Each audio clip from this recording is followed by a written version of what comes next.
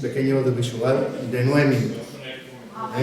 Tenía uno de 4 minutos, pero no explica suficiente el libro. O sea, es preferible teneros entretenidos durante 9 minutos y así entendéis prácticamente cuál es el abanico que os planteo. Después de eso, pues hablaremos un poquito sobre la estructura del libro. ¿Qué tiene el libro dentro de las tripas que se da y más o menos lo que quiere mostrar?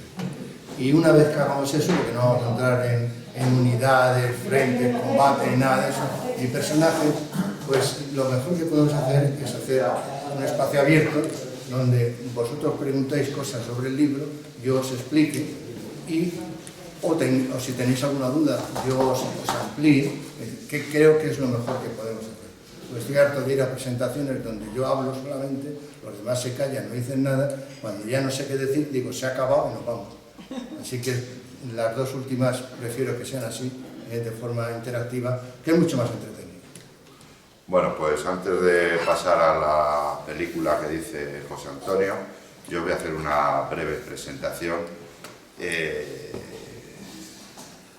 aquí en familia.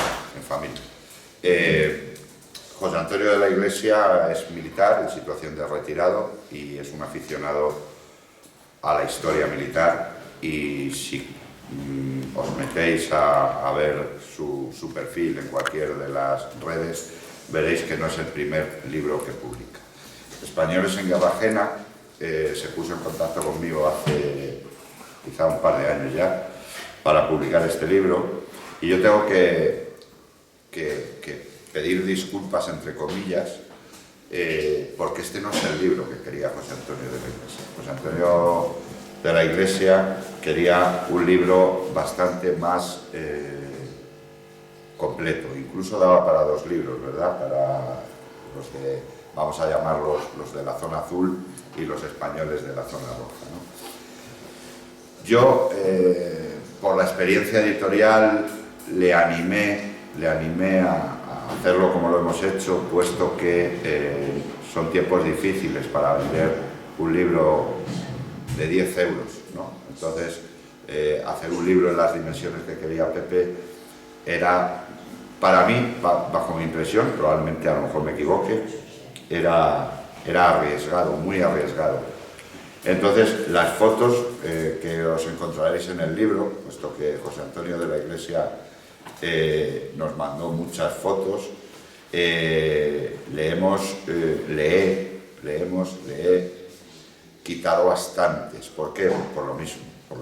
Pero José Antonio de la Iglesia ha abierto, que luego os dirá, un algo en el que podéis ver todas las fotos que la editorial le ha castigado, entre comillas, a su obra, ¿no?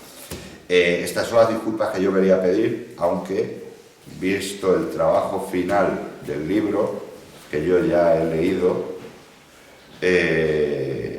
ha quedado una obra magnífica, una obra en la que no se habla solo de la División Azul, como pasa en todos los libros, en casi todos los libros. Decía hoy José Antonio de la Iglesia que hoy hay 3 actos de la División Azul, conmemorando la División Azul en Madrid,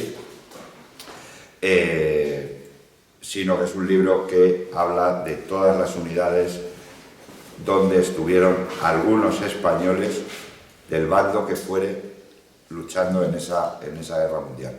Creo que ha quedado un libro muy bueno, como le decía yo antes de empezar la presentación a José Antonio, un libro que no termina hoy con esta presentación, no termina el mes pasado cuando sacamos el libro, o no termina cuando finalice la Feria del Libro, que también estará allí José Antonio firmando ejemplares.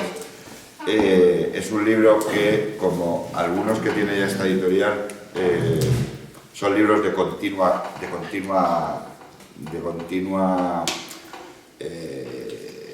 venta, puesto que son libros que no pierden en la actualidad. Es un libro de consulta maravilloso. Creo que José Antonio ha hecho un trabajo excepcional, ya les digo, limitado por la editorial por cuestiones económicas, que él ha admitido con mucha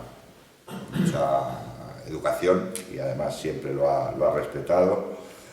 aunque disgustados los autores, también es verdad que si les dejas, si yo tuviera, yo se los digo siempre, si yo tuviera como autor a Miguel Ángel, todavía no habíamos acabado la Capilla Sixtina, porque ellos siempre quieren un poquito más, un poquito más.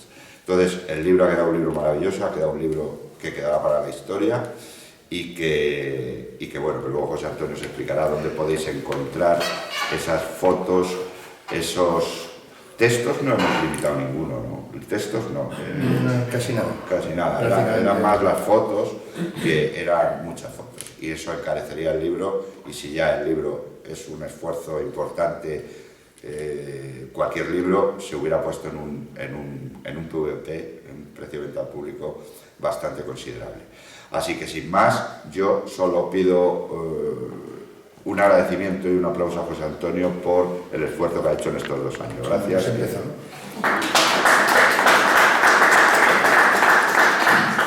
Vamos a ver La verdad es que ha publicado 60 páginas de imágenes. El libro tenía 430. Esas 430 las podéis ver en una página de Facebook que se llama igual que el libro. O sea, Españoles en Guerra. Y esas 400 páginas de imágenes, que hay cerca de 2.000 fotografías de combatientes españoles identificados con su nombre, pues, y muchísimas de operaciones, mapas, plan, esas las podéis ver porque están localizadas en esa página por capítulos. Capítulo, por ejemplo, los refugiados en Francia y tal, sus fotografías.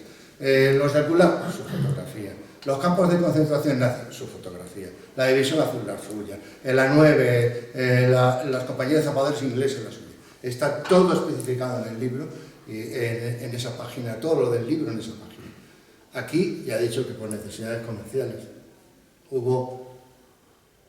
Llevo como 3 años intentando editar este libro. Hubo editoriales que me decían, yo solo publico la parte de los republicanos. Otras decían, no, yo solo la parte de los divisionarios. Otros me decían, pero sin ninguna foto que usted no haya hecho personalmente. Otros me decían, sin ningún tipo de foto. Que al final era... Otros me decían que tenía que reducir las páginas, el texto, a la mitad. Y al final era imposible, no podía editarlo por ningún lado hasta que di con Álvaro. Y Álvaro al principio me dijo, no lo sé, tengo dudas, lo estudiaré, lo vamos a plantear, para arriba, para abajo. Es que tocas 2 frentes muy distintos, muy diferentes y tal. Y al final pues me dijo, mira, yo te lo publico por esas condiciones. Y como lo bueno no es sinónimo de lo mejor, pues decidí que lo bueno en este caso era lo que decía, y así lo hicimos. Y entonces la forma de completar el libro es poniendo esta página de Facebook, que ya sabéis que solamente tenéis que poner el nombre del libro, y os sale la página, y en el apartado fotos están por álbumes todas las imágenes. Bueno, antes de empezar, vamos a ver esto. Con esto prácticamente no tenemos ni que hablar del libro. Ya lo veréis.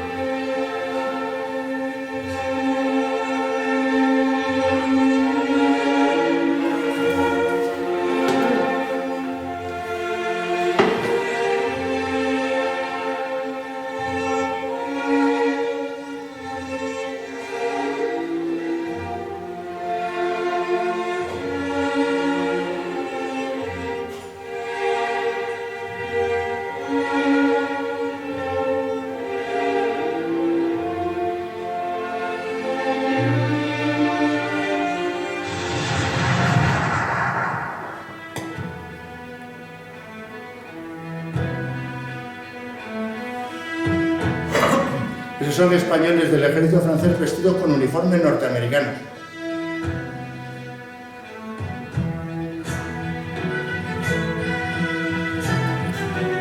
Los carros de combate de la 9.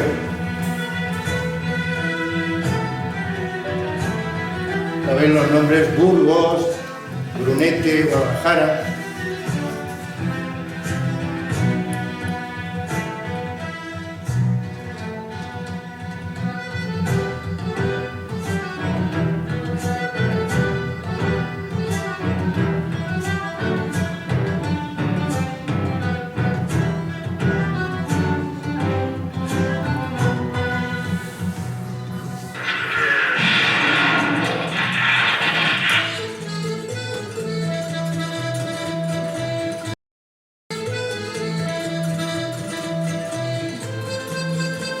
Este es maestro, el de español más condecorado en Francia. Está condecorado hasta por el gobierno del país.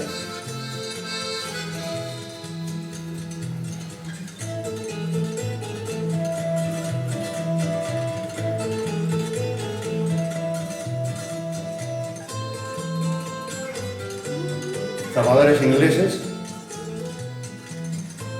españoles, claro. Del servicio secreto del SOAS, servicio femenino norteamericano.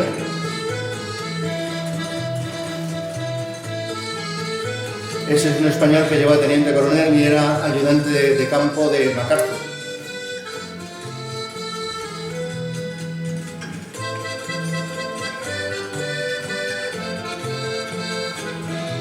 Todas las condecoraciones que se ponen ahí son las que les dieron a los españoles, porque hay otras que no les dieron y no las ponen.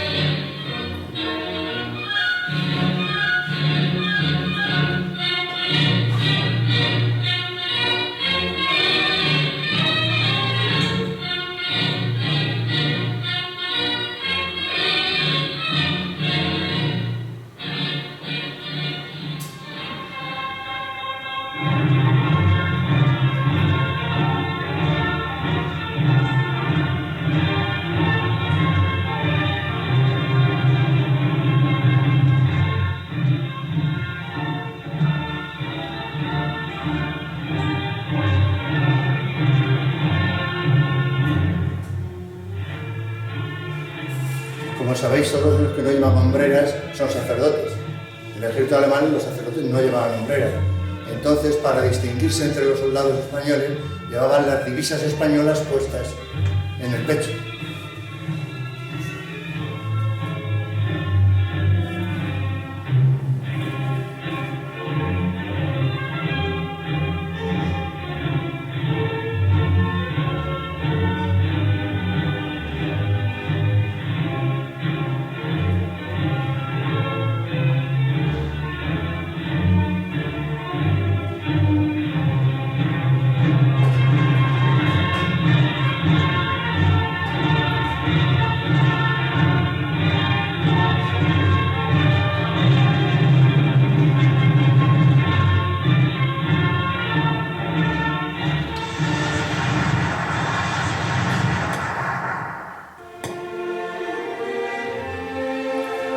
Ahora entramos dentro del Frente del Este, en la parte correspondiente a los refugiados españoles republicanos que estuvieron en Rusia. Los niños de la guerra, estos son los niños de la guerra en las escuelas hogar.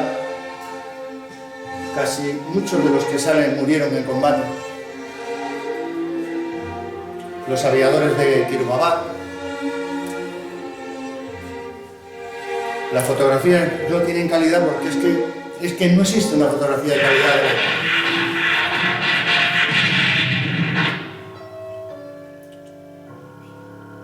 Estos son la Brigada Espacial de Stalinov, donde había muchos españoles metidos.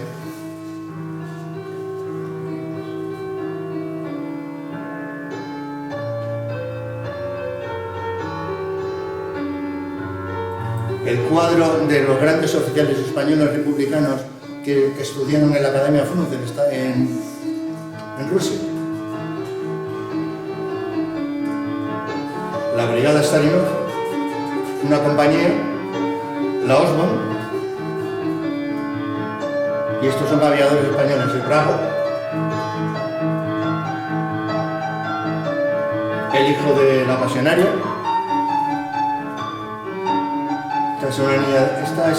Esta es la española más condecorada en Rusia, de todos los tiempos. Terminó de coronel de la cartera.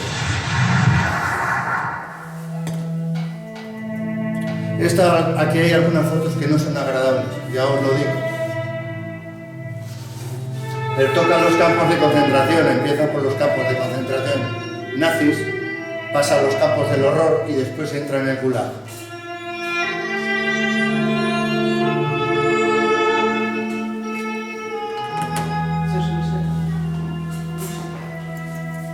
Y he eliminado en la película las peores, las fotos más desagradables que sí están en la página.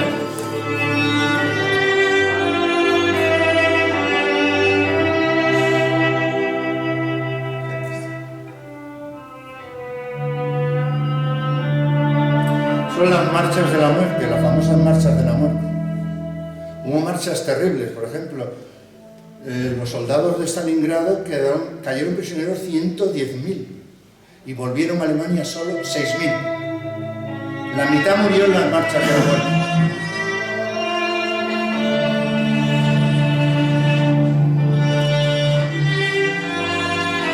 Este es el Círculo Polar Nordlicht, el ferrocarril de la muerte y la carretera de la muerte. Esto ya es Karagandá.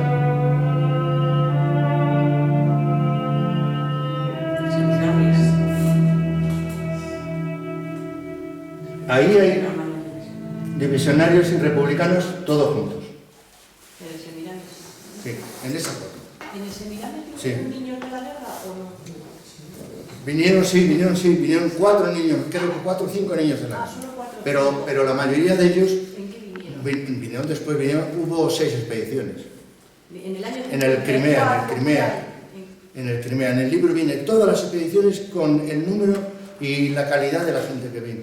O sea, en el Crimea vinieron 3 o 4 expediciones y luego hubo otro buque más y luego hubo, que no es el Crimea, y luego hubo varios embarques por ferrocarril a título personal. Por ejemplo, hubo españoles que salieron 2 años después. Uno salió 1 año después, otro 2 años después. Volvieron en tren, por su cuenta, claro. Pues este es un recorrido por el libro. Por supuesto, el libro lo que tiene es datos que avalan todo esto. Aunque yo me gusta escribir, y escribo mucha novela histórica, cuando escribo un libro de historia militar solo busco datos. Escribir un libro de este tipo trae muchos problemas, porque cada uno lo ve según el cristal de su ideología. Entonces, el que es de ideología de izquierdas dice, los míos fueron los mejores, los otros no valen para nada, además corrían como conejos. El que es de ideología de derecha dice, los míos son fundamentalmente impresionantes, los otros eran 4 gatos que además corrían como conejos. Y es cierto que para escribir un libro de este tipo, lo que hay que hacer es coger una cebolla, quitarle capas, hasta quedarse con el meollo. ¿Cuál es el meollo en un libro de historia militar? Los datos y la referencia exclusivamente militar de lo que vayamos a hablar. Y olvidarse de ideologías. Yo lo he intentado aquí, no lo he conseguido siempre, pero lo he intentado. Y además Dios sabe que me he esforzado en eliminar cualquier ideología a la hora de escribir este tema. Como ya sabéis, el libro trata fundamentalmente dos tipos de frente. El frente del este, en el que yo incluyo la guerra de África también, porque como eran franceses los que, unidades francesas y americanas, pues están incluidos también en el frente del este, en Francia, Inglaterra, etc.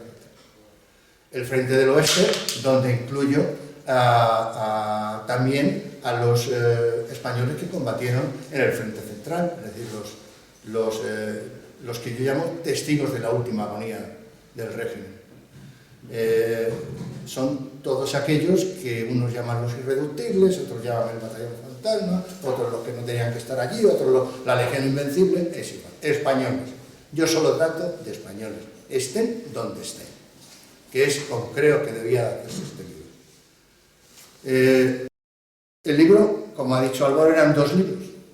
El primero era del Frente del Este, eran casi todos republicanos, y el segundo era el Frente Oriental, donde eran mitad republicanos y mitad que venían de la España nacional, o de la España de Franco, o de la España de entonces.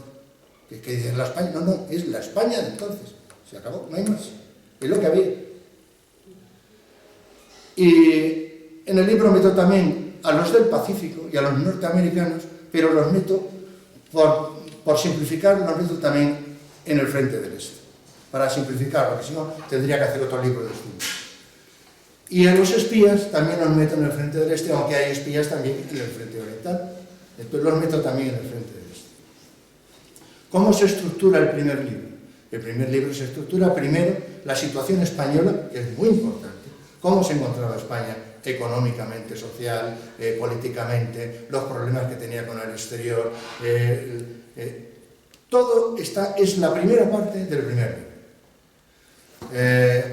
Las invasiones que pudo tener España, pudo tener 4 invasiones por parte de Alemania y otras 4 invasiones por parte de los aliados, con sus planes previstos, la definición de los planes, en algunos hasta la directiva firmada del plan, viene puesta cómo fue la directiva, qué es lo que querían hacer. Los planos los he hecho yo, es decir, los mapas de cada uno de esos planes, tanto del Blackburn, de espina dorsal, como del Brick, como del Pilgrim, como del Félix, o el Ilola, o el Ilona, todos esos los he ido haciendo yo con arreglo a lo que su directiva dice, hice los planos. Hay otros planos de operaciones que son sacadas de otros libros míos, por ejemplo, del libro de las memorias de mi padre, y Mañana saldrá el sol, pues he sacado varios planos, los he modificado un poquito y tal. Y luego, pues, vienen todas estas fotografías. Además de que hay un montón de cuadros, montones de cuadros, diagramas, cuadros, listados. ¿Por qué listados? Porque si hablamos de españoles en la Segunda Guerra Mundial, y digo guerra ajena, aunque mucha gente se ha llevado las manos, guerra ajena no, era lo suyo, defendían Europa, otros no, iban contra el fascismo, no era guerra ajena, era guerra ajena. Su país era neutral, y para el derecho internacional, el que es su país neutral, es neutral. Luego, si estaban en guerra, iban voluntarios o no, porque unos iban voluntarios y otros no, era guerra ajena. En eso no hay forma de escaparse, es cierto, y según el derecho internacional es así. En la División Azul casi todos fueron voluntarios, la inmensa mayoría, el 99% voluntarios.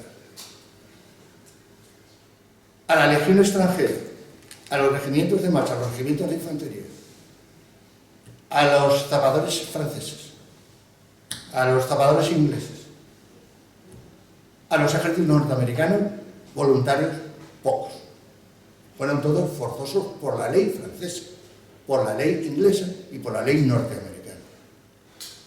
Aproximadamente unos 55.000 españoles de los 500.000 que vivieron, como habéis visto ahí al principio, en unas chabolas miserables en los campos de concentración franceses, unos 500.000 españoles, de esos 500.000 españoles, 55.000 fueron obligados a ir a las compañías de trabajo, que eran compañías de trabajo militarizadas, con mandos franceses que se dedicaban a hacer todas las trincheras, los fosos, posos de tirado, las fortificaciones, todo durante toda la guerra de Francia y después. Además de esos 55.000, hubo otros 45.000 españoles trabajando en la fábrica francesa, forzados por la ley francesa. También hubo 1.500 españoles que fueron los primeros voluntarios, por su propia cuenta de riesgo, que se alistaron voluntarios a la Legión Francesa en los primeros meses del exilio. A esos podemos decir que son los únicos verdaderamente voluntarios en el frente del Este. Pues los demás fueron voluntarios, sí, unos más a la fuerza y otros menos. La ley, el decreto de la 10 dijo que todo el que tenía mayor de 14 años tenía que ir por fuerza a cumplir, o a las compañías de trabajadores o al ejército. Unos apuntaron a uno, otros a otros. Además de esos que he dicho, 40.000 por un lado, 55.000 por otro, aquí hay una especie de... Unos dicen que hubo unos 3.000 españoles combatiendo en los ejércitos franceses. Otros dicen, no, eran 20.000. ¿Qué hay que hacer? Pues irse al Ministerio de Defensa francés. Se va uno al Ministerio de Defensa francés, hay varias revistas que hablan precisamente de esto, del Ministerio de Defensa, y te dicen que a las compañías de marcha fueron 8.000 españoles y a los regimientos de infantería 7.000, no hay más. Luego combatieron en Francia, en los regimientos de línea, 15.000 españoles. ¿Dónde combatieron? Pues en la guerra de Francia combatieron en Narvik, fueron a conquistar Narvik, fueron con la 13 de mi brigada, es una medio brigada. Ahí fueron 550 españoles, aunque hay quien dice que fueron 2.000 y que murieron 900. El mismo general de la de mi brigada dice, conmigo llevo 500 españoles, punto, no hay más. Ya no hay más que hablar. Si el mismo general de la brigada dice, conmigo van 500 españoles, no hay más que hablar. Además, las lápidas de los españoles que están en los cementerios noruegos, pues resulta que hay 27 españoles. No hay más muertos. Luego, en el desembarco, que murieron muchísimos, pongamos otros 27, otros 30.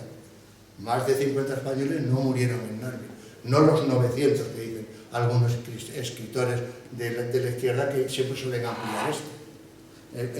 ¿Por qué? Porque no van a la fuente, es el banco pintado, unos copian otros. Hay otros que no, hay que reconocer que hay algunos escritores que escriben libros de carácter republicano que son muy buenos, pero algunos son muy exagerados. Entonces aquí era la fuente. ¿Qué pasa? Los de Narvik, pues cuando volvieron, se fueron todos a Inglaterra, y allí formaron 2 unidades francesas y una unidad inglesa. Esa unidad inglesa, la que es la One Spain Company, Pioneer Company, es decir, la compañía española de zapadores número 1, es la única que junto a la División Azul y las escuadrillas azules se llama española, de todas las unidades en que combatieron españoles. La única que se llama española.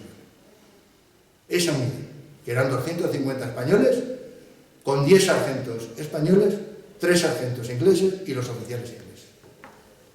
Esa es la única. Además, desembarcó en Normandía, se dedicó a quitar campos de minas, a quitar alambradas, limpieza de los campos de batalla, y eso fue lo que estuvo haciendo durante todo el tiempo. De ahí salieron muchos que se fueron al servicio secreto de la aviación inglesa y al servicio secreto de lo que luego fue el MI5 o el MI6 inglés. Pero muchos, bastantes, O sea, de ahí y de otras unidades, porque luego hubo 3 unidades de zapadores en África que también fueron franceses, zapadores ingleses. En total se calcula que hubo unos 800 españoles en unidades inglesas. La procedencia, ya sabéis, de Narvik, de los que fueron desde Gibraltar, exiliados de Gibraltar, y de los que vinieron del Medio Oriente, de las unidades francesas y de Francia. Otros españoles con los ingleses, pues fueron la Life Force del 50 Comando inglés, que estuvieron en Creta. Llegaron 70, salieron 17. El resto, 45 muertos y el resto prisioneros. Esa es la historia de esa unidad española.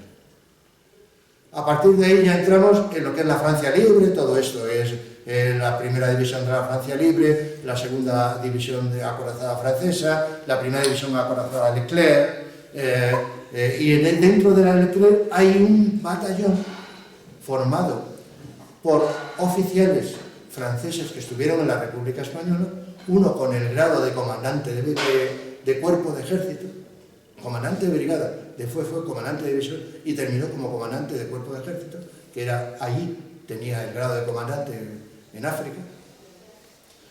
Y luego hubo otros 2 oficiales, un almirante español y 3 o 4 oficiales que eran comandantes en España, que allí tenían grados de tenientes y grados de alfereces y sargentos mayores al cambio, o sea, el sargento jefe francés. Estos organizaron una serie de unidades recolectando todos los españoles de todas las unidades francesas para que fueran a formar un batallón. A ese batallón, que entre ellos mismos se llamaban el batallón hispano, ese batallón era el 3er batallón del regimiento del Chad, de la división Leclerc. Dentro de ese batallón había una compañía, que es la 9ª compañía, la famosa 9, que entró a liberar París, esa 9, donde toda su gente, menos 2 que eran franceses, y el capitán que era francés, todos eran españoles. El mismo comandante Puce, el comandante del batallón, que había estado en España combatiendo con los españoles, y fue el que quiso tener a españoles solo en su batallón, al capitán, que era francés, le dijo: ponte de acuerdo con los españoles porque si no, no te vas a poder hacer cargo de la compañía. Y efectivamente el capitán Dron, Raymond Dron, se puso tan de acuerdo con los españoles que se hablaba en español. Los toques de corneta eran españoles. Los carros de combate tenían nombres españoles. Toda la compañía era española. Y luego había otras 2 o 3 compañías, una la mitad eran españoles, otra era la tercera parte española, por eso se llamaba el batallón hispano. Hasta ahí llegamos. O sea, ya sabéis que la 9 la 9 fue armada y fue vestida por el ejército norteamericano. La 9 no, toda la división Leclerc. Subió a París, en París combatió muy fuertemente, contrariamente a lo que se dice por ahí. Ese batallón hispano combatió fuertemente, hasta el punto de dejó muchos muertos, en el Cuché, por todas las partes. Una cosa muy curiosa es que en el mismo Cuché, donde habían combatido con 3 divisiones alemanas, cuando terminó la confrontación, todo esto eran 2 comunistas y anarquistas, pidieron al cura que les hiciera una misa para rezar a los muertos. Curioso, o sea, unos tíos que hasta hace poco habían estado quemando iglesias, pues pidieron al cura que les hiciera una misa. La guerra cambia a mucha gente, y más cuando estás fuera de tu país. Pues esta es la famosa 9 que entró, como De Gaulle no quería que entraran los americanos, y quería entrar antes que nadie en Francia, porque si no la resistencia, que eran casi todos comunistas, se hacían con el poder de París, dijo que entrara alguien de Leclerc. Leclerc, como solo tenía enfrente a la 9, y pues la dotó de 4 o 5 carros de combate más ya grandes, Sherman americanos, y la hizo entrar en París. En París había una división de servicio, no había más. Escribientes, fontaneros, peluqueros, no había más, porque los demás habían ido a combatir hacia el norte. Había unos cuantos carros de combate mal mantenidos, y contra esos tuvo que luchar la división Leclerc y las divisiones americanas que entraron. Se calcula que en París murieron unos 2.000 alemanes, y lo que corresponde a los españoles propiamente dicho, la división azul tuvo en toda la división Leclerc unos 900 muertos. La 9 tuvo un solo muerto, y el batallón hispano en total me parece que fueron unos 40 y tantos. ¿Por qué? ¿Cuál es la diferencia? La diferencia es la experiencia de combate. Está claro que el que no tiene experiencia de combate, cacantas. En la 9 y en todo el batallón hispano, todos los españoles venían de la guerra civil, tenían experiencia de combate. Al principio no los quería nadie. Después todos los escritos que yo he leído de todos los comandantes, capitanes, generales franceses, todos son de que son unos soldados impresionantes. Mejores no los podían tener. Desconfiaba de ellos, pero luego a la hora de la verdad nadie puede con ellos. Esas son palabras del general Betoit. El general Leclerc dice barbaridades. O sea, el capitán Durón, que es el jefe de la 9, en su cuaderno de ruta y en el diario de operaciones, dice, vamos, cosas impresionantes de sus hombres. El sargento Bernal, que era un sargento de la 9, es el único sargento que fue citado en el del Ejército General Aliado, en el Cuerpo de Ejército, en la División Leclerc, en el batallón y en su compañía, por los hechos del día 24 de agosto. O sea, un tío impresionante. Bueno, pues total, los franceses no hicieron nada, no hicieron nada. Tienen 8 legiones de honor, 16 con decoraciones de la liberación, una cantidad de condecoraciones impresionante para lo poco que eran. Hasta ahí. En África se partieron el carro. O sea, una compañía en la que había 40 españoles detuvo prácticamente a una división italiana, pero completamente. Hasta tal punto que Rommel tuvo que enviar 4 regimientos de carros de él para salvar a los italianos, porque los italianos no eran capaces de pasar. Eran españoles. Y se partieron el pecho. Y esta es la parte oriental, porque la otra parte es lo de los americanos, que me ha costado, y Dios y ayuda, porque el Ministerio de Defensa americano no da datos, tienes que entrar por otros lados, menos mal que la Asociación Sancho de Beuco, que son vascos,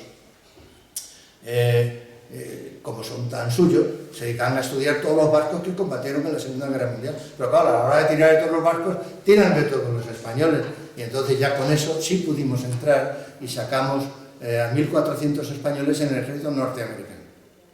A la hora, esta asociación, Fundación Sancho de Beuco, en las universidades de Florida y de Los Ángeles, consiguió sacar 2.000 españoles.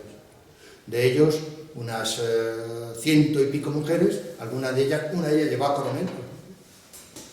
Y muchos, y casi todos combatieron en el Pacífico. Pero hubo una tercera parte que estuvo en Normandía. Y el primer español que cayó en Normandía no era ni francés, no estaba en el ejército francés ni en el inglés, estaba en el ejército americano. Otero, que era gallego además, el primero, nada más pisar. Y cortaron la alambrada, pisó una mina y murió. Pues esta es la parte que solo ya nos queda la risa. No digo la risa en el sentido de cosas más pequeñas, no menos importantes. La palabra risa no me ha gustado. Quiero decir, más pequeñas, no menos importantes, que son, por ejemplo, el batallón Guernica, que era, en vez de un batallón, era una compañía. Lo llamaban el batallón Guernica, a lo mejor por eso de que somos vascos. Pero el batallón Guernica eran 250 hombres que se batieron muy fuerte en el puente de Grove y donde murieron, entre muertos y heridos, casi la mitad de la compañía. Otro es el batallón Libertad, que eran todos de la FAI, el batallón de Santos, el batallón Libertad, que eran otros tantos, 200 y pico, 300, que también combatieron precisamente al lado del batallón Guernica. Murieron también unos cuantos, bastantes murieron también. Estos eran más, simplemente por eso, porque eran anarquistas, eran más rebeldes, no querían ni llevar uniforme, lo llevaban mal, los franceses se enfadaban con ellos porque no querían desfilar, cuando desfilaban iban medio vestidos, pero combatir, que es de lo que yo trato en este libro, combatieron muy bien.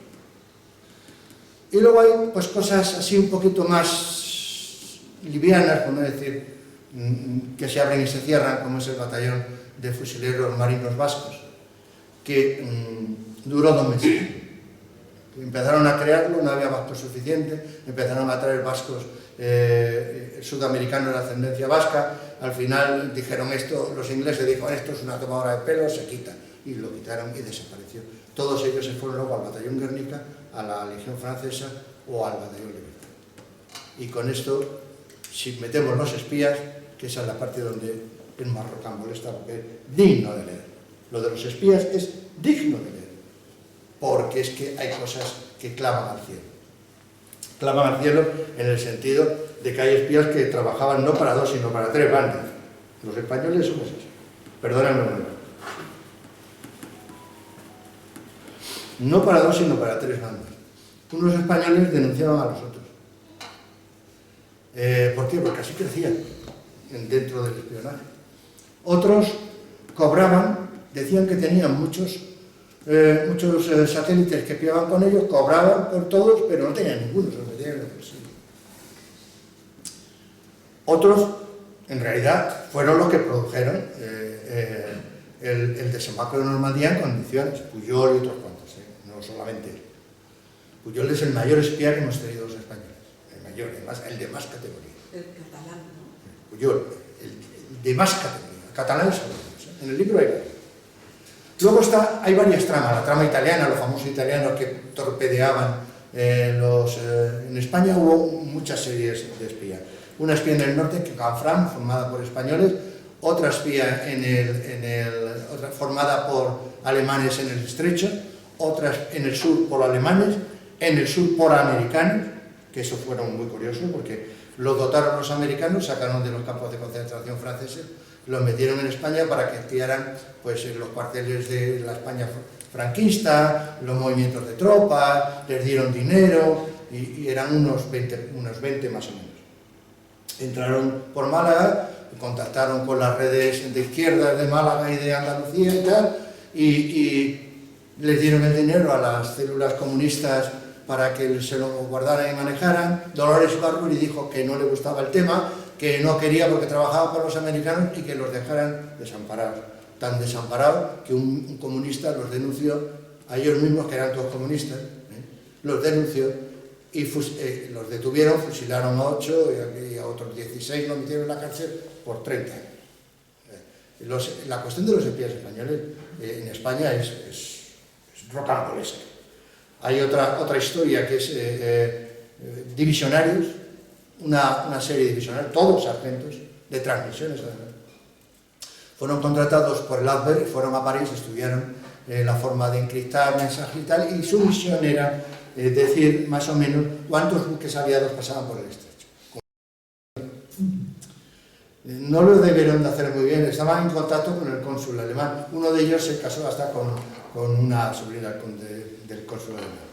No lo debieron hacer muy bien, porque a los 3 o 4 meses los detuvieron. Les hicieron consejo de guerra y cuando todo el mundo creía que los iban a meter en la cárcel, los americanos no estuvieron en el hacho en Ceuta 3 meses y a los 3 meses salieron. Luego, uno fue jefe de los depósitos de agua de Ceuta, otro llegó a comisario de policía, otro llegó a teniente coronel del ejército, o sea que la represión no fue muy bien. Esta es la historia del primer paso. La segunda paso de la División Azul. Ahí me he explayado más en esto, porque aquí la mayoría de vosotros conoce más de lo otro, de la División Azul. ¿Qué hablo de la División Azul? Pues hablo de la marea de europeos en la lucha contra el comunismo. 1.700.000 europeos, se dice pronto. 1.700.000 europeos, unos porque estaban hartos del comunismo bolchevique en su país, otros por liberar a su país del comunismo bolchevique, otros como los españoles porque ya habían tenido bastante con los bolcheviques aquí y querían, unos dicen que sí, devolverle la visita, otros porque iban en contra del comunismo. Otros porque veían que su país estaba siendo comido por las células comunistas, por la Tercera Internacional y por el Comité, y también intervinieron. Y luego los rusos que quisieron liberar a su país. La facción más importante fue la rusa. Las rusas fueron 500.000 de hombres. Los rusos, entre el Roa y el Rona, formaron 500.000 de hombres, de rusos, que combatieron contra los rusos soviéticos bolcheviques.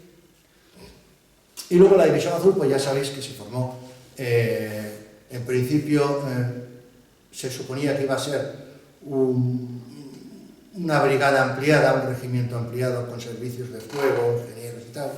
Luego se pensó que tendría que ser una división. Cuando empezaron a alistarse la gente, vieron que salían 2 divisiones. Y ahí hubo hasta quien dijo, ¿y sí? Y dijeron los alemanes, que con una tenían bastante. Pues eso, fueron a Grafenborg, ya sabéis, allí iban con la estructura española, allí les cambiaron la estructura, allí empezaron a entender que el ejército alemán no era igual que el español, que los suboficiales alemanes no eran igual que los españoles, por lo menos no los consideraban igual. No es que no fueran iguales, de válido, es que no los consideraban. El suboficial español era aquel a quien hay que vigilar según el oficial español en aquella época. En Alemania era el amo de la compañía, el amo de su sección y el amo de la compañía.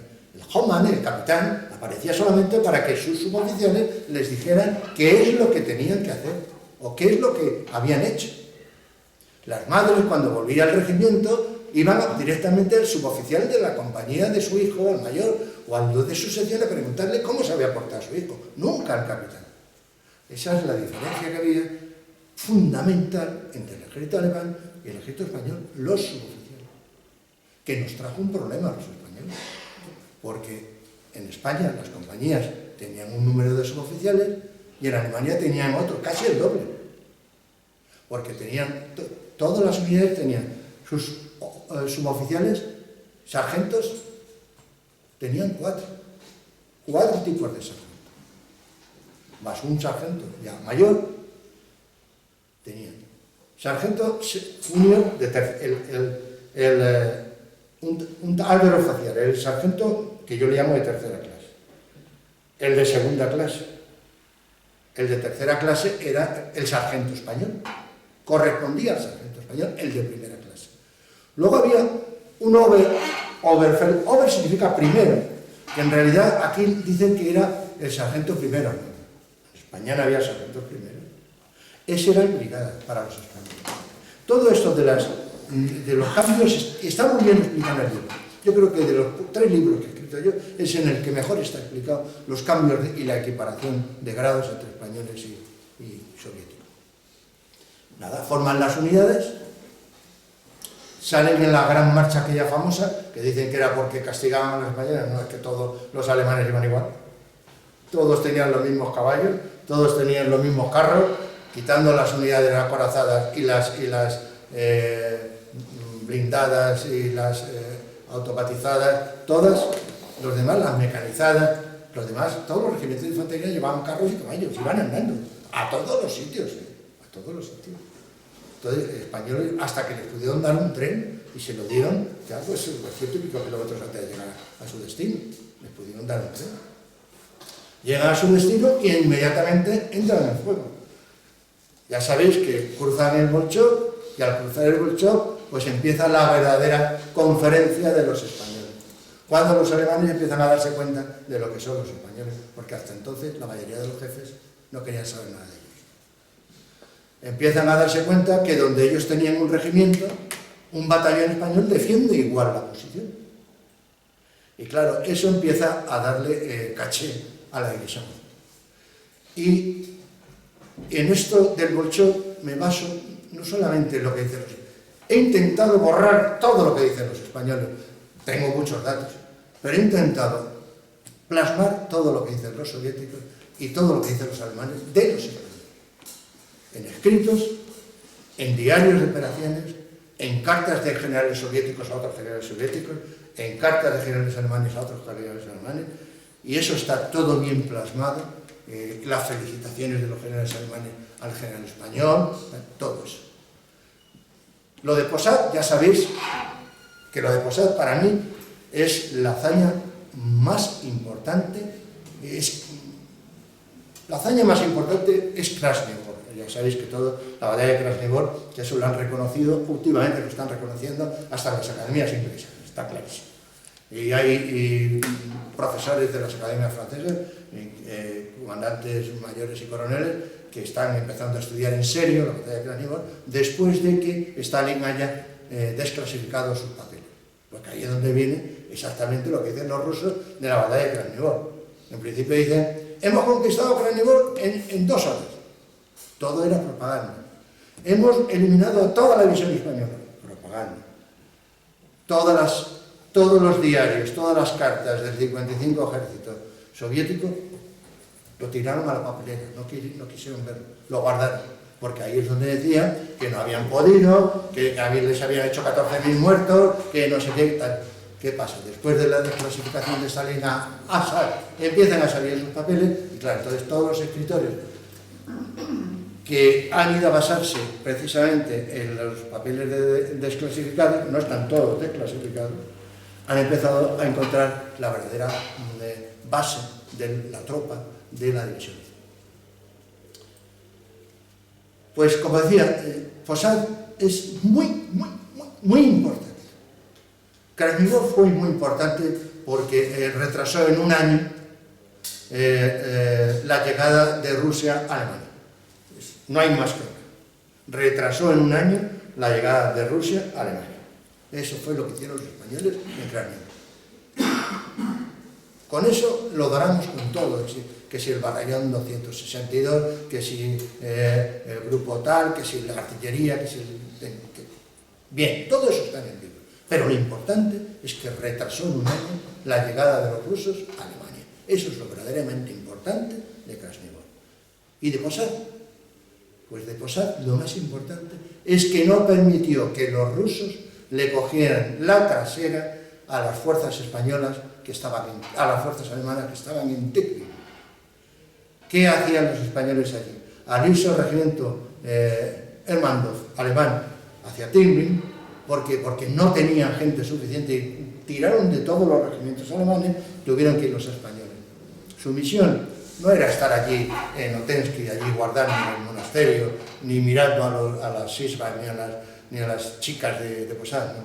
Su misión era defender todas las rutas que desde abajo subían hacia arriba, para que no cortaran los suministros de las tropas alemanas en Teplin y para que no les cogieran por la retaguardia.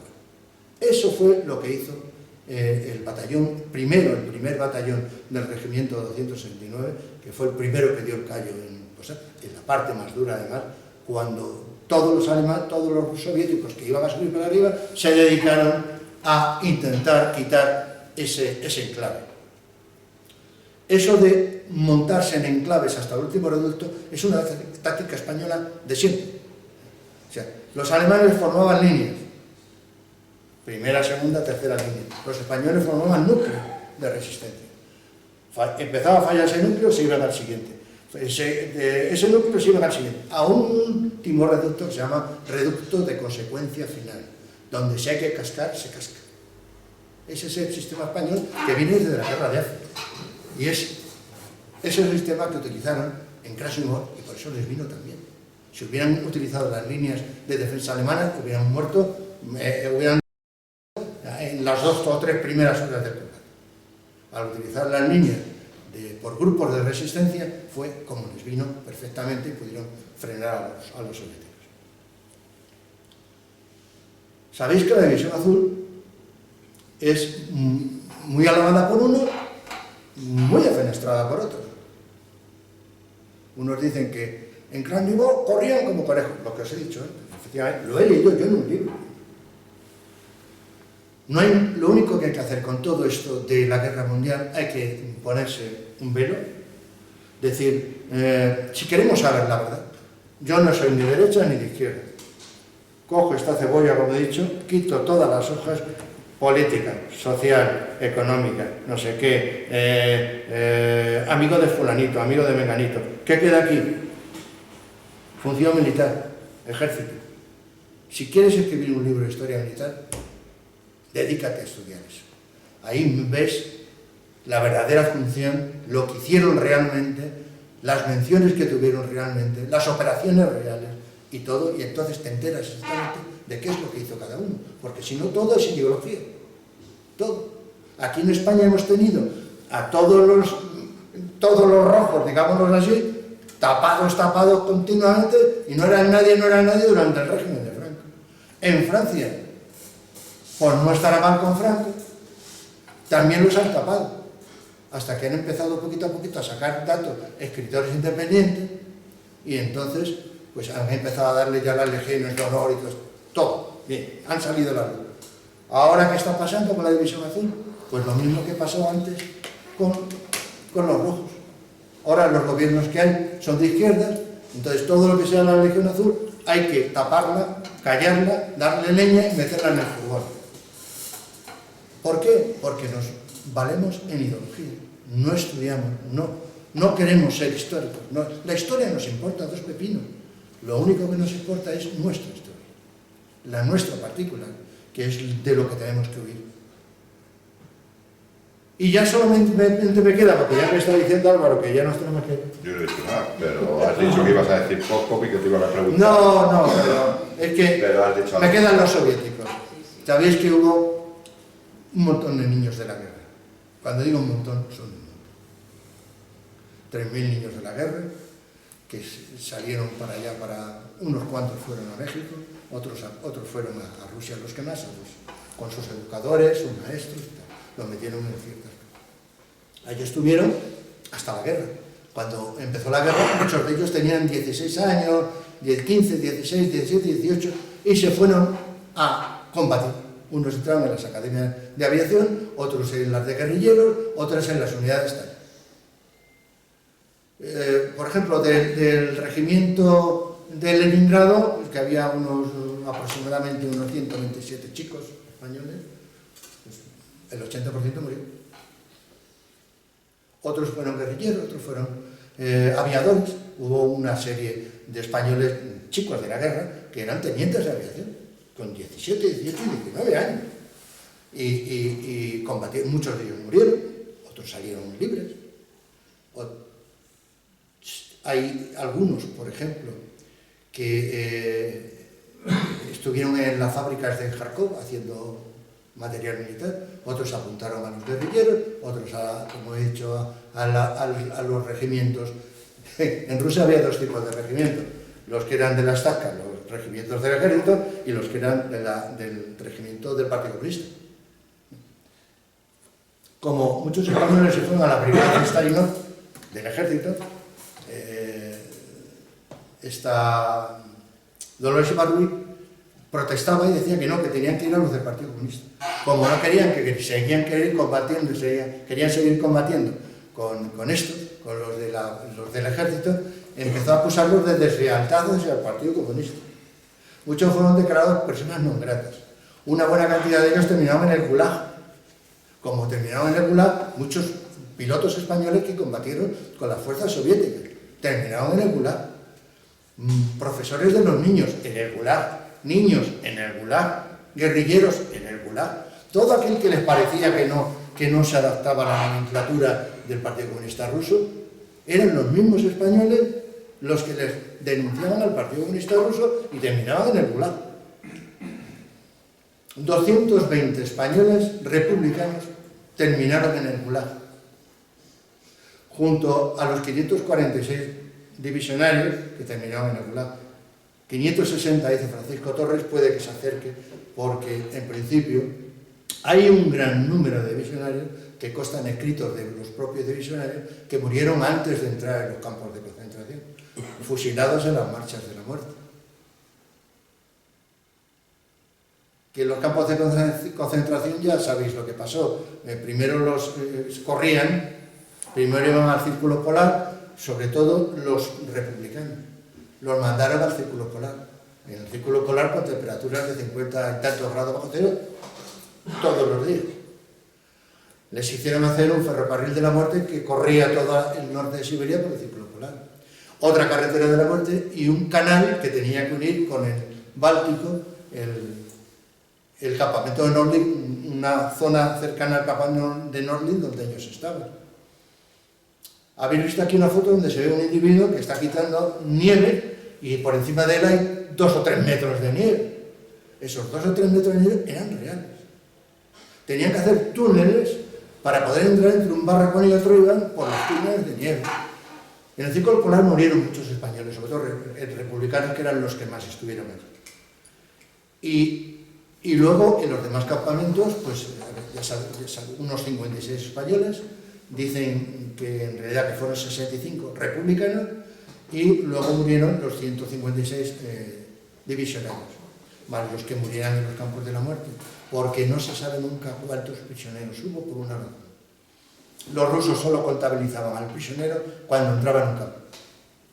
Es cuando le hacían la ficha. Si se quedaba en el camino, pues se ha quedado en el camino. Ellos nunca asumieron el derecho de gentes. Entonces, todos los pactos de derecho de guerra, para ellos, los prisioneros, les importaba dos pepinos que los prisioneros que tuvieran o no tuvieran y pocos tuvieran, porque como no les interesaba el derecho de gente, pues se acabó. El que entraba, entraba, el que no, allí se había quedado. Y esa es la temática en general del libro. Ese es el libro, casi. No, el libro tiene mucho. Bueno, yo sí me gustaría que hicieran preguntas, porque aquí ya se tienen que ir a las 9. Pero ¿qué hora es? ¿Qué hora es? Claro, En media hora tenemos hora para contar todo el libro otra vez. Pero ¿Tenéis interés si en algo? tenemos alguno tampoco Interés en algo. Lo más yo lo que sí te quería decir, estrambótico que os podáis es que me creer sobre esto, no importa. Es bueno que se oiga. No, yo lo que te quería decir, que no estoy de acuerdo contigo, lo único que no estoy de acuerdo contigo es en lo de la ideología. Hombre, la ideología no se puede desquitar de todo esto, ¿no? Está bien el estudio militar, pero todos los que fueron allí, los de un bando y los de otro, fueron por una ideología. Lo que va a pasar el lunes es por una ideología. La ideología no se puede quitar, no se debe quitar del estudio, de nada, respetando, por supuesto, como yo respeto a aquellos que del bando que yo no represento fueron a defender sus ideas, muy respetables, para mí son muy respetables y dignos de recuerdo, pero la ideología creo que es importante. Y ahí tienes la primera pregunta. No, es que voy a decirte una cosa. Él no se refiere a, pienso yo, perdón. Me refiero a mí. Claro. A mí, que yo no lo veo bajo ninguna ideología. Eso no puede ser. Eso como el árbitro. No, y el buen lector lo ve en el libro. No, es que Pero vamos, el que escribe, o el historiador, cuando analiza una etapa histórica, etcétera, tiene que hacerlo con objetividad. Pero eso no puede ser.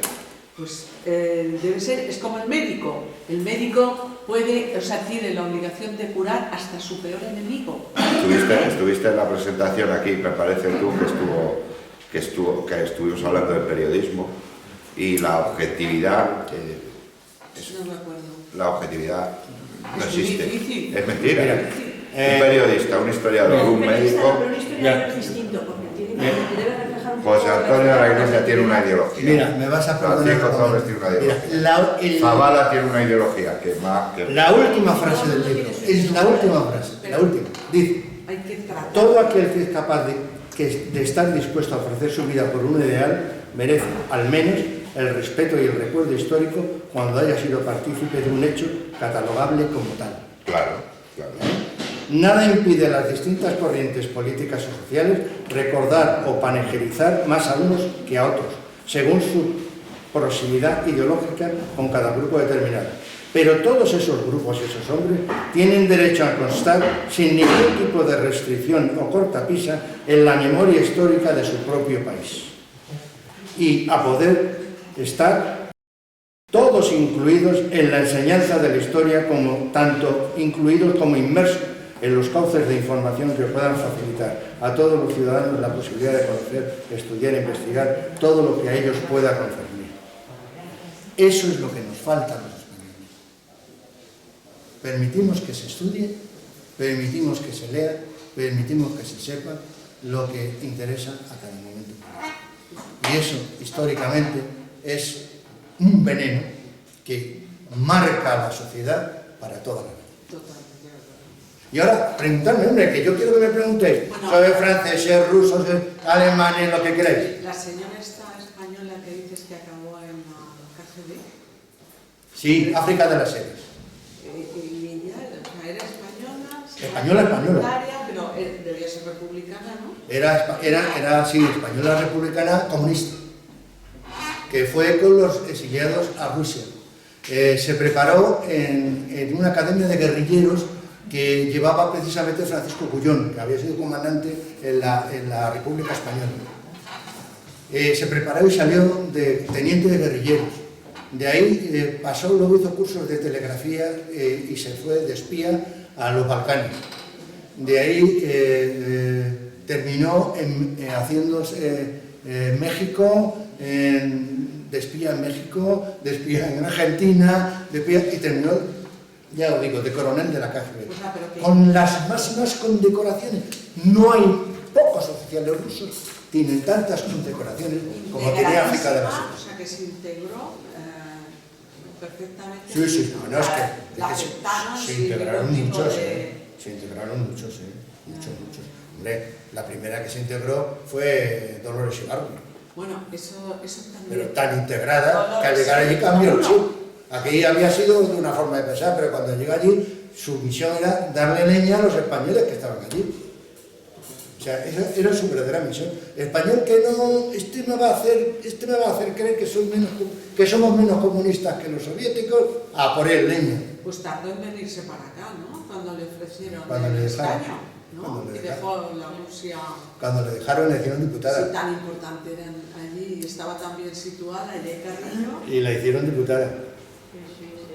Somos así de... Es decir, los mismos españoles que habían sufrido su persecución allí, al llegar aquí le hicieron diputada. Seguro que allí estaban a dos velas, ¿no? Seguro. Hombre, allí estaban mal. La verdad es que estaban mal. Estaban mal porque, fíjate, hay niños de la guerra metidos en el gulag, uno de ellos por robar un trozo de pan. Eso lo vi yo un día en televisión, O sea él contándolo. Uno de ellos por robar un trozo de pan. Que dice, pasábamos hambre, entonces cogí un tal... Estos son míos, no son tuyos. No, estos son míos. No, los que había aquí, Sí. ¿son tuyos? Sí. Pues sí, espera, por robar un trozo de pan. El señor este que ha dicho... Aquí. Fernando.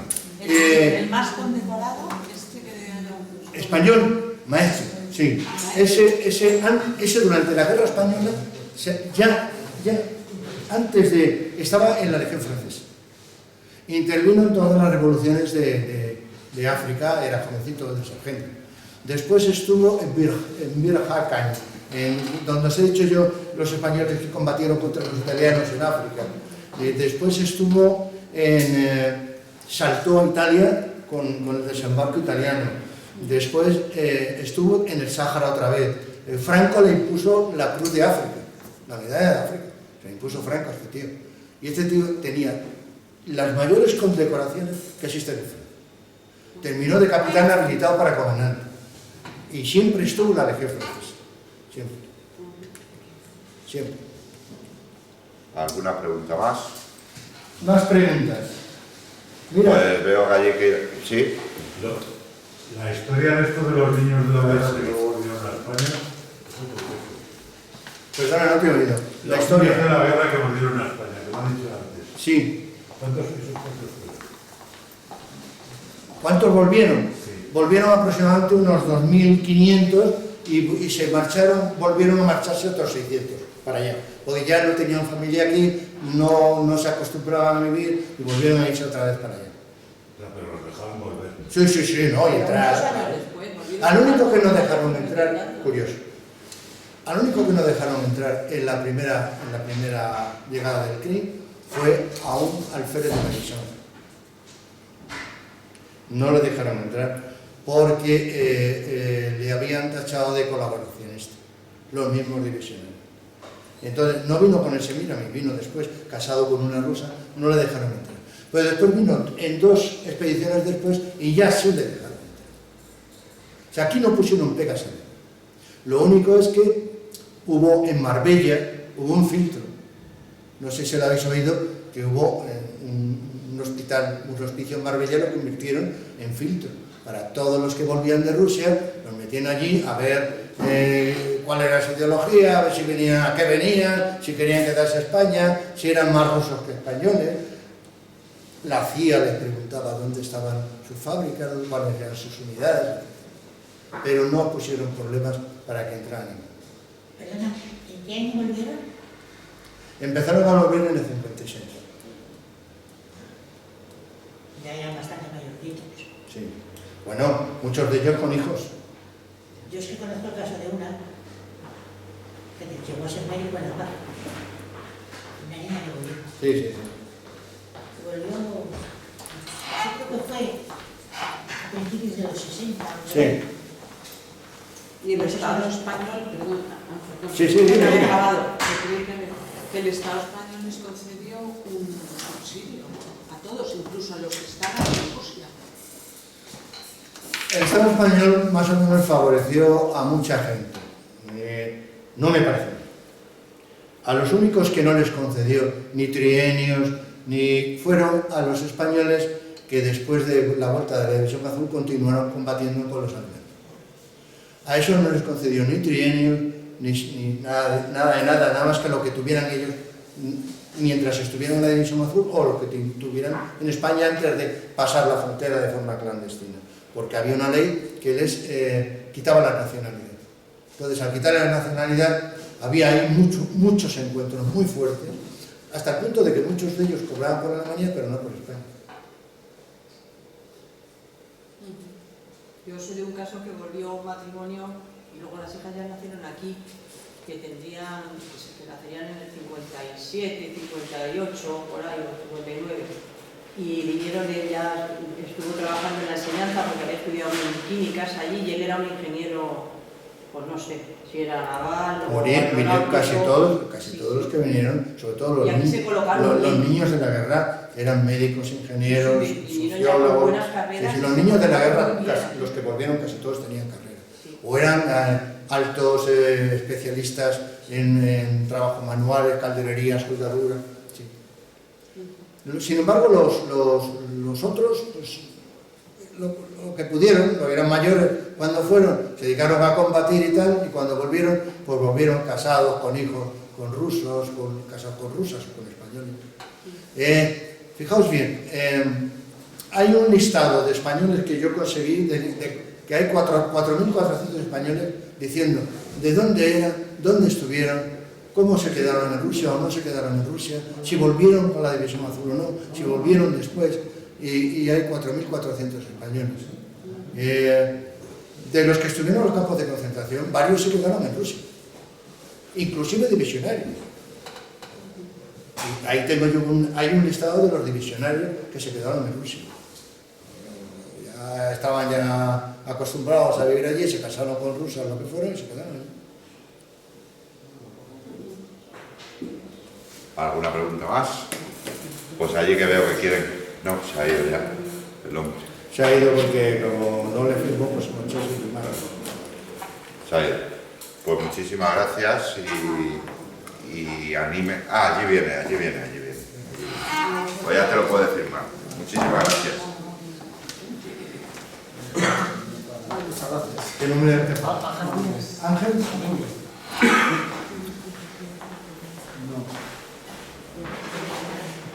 Te va a encantar, sobre todo la documentación que tiene. Una pregunta. Porque de la división, hasta de la división azul hay documentación aquí que no ha salido nunca. Las que se pueden encantar en las memorias. Las que fusilaron a los SS franceses en Bagdad. Sí. No. Eran de la división Leclerc, pero eran Yo es que leí cierta ocasión que habían sido españoles. fusilaron, los que fusilaron, los que vienen en las crónicas eran franceses. Fusilaron a Francia. Leclerc mismo que volvió la cabeza.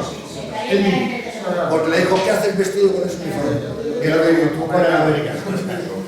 Pero hay un español de la 9 que dice que cuando llegaron a Estrasburgo, en una prueba se encontraron a varios españoles de la División Azul. No eran de la División Azul, está claro, pero para ellos eran de la División Azul. Y dice, estuvimos con ellos y de pronto desaparecieron. Ese desaparecieron, no te puedes imaginar. Domínguez. Ángel Domínguez, sí.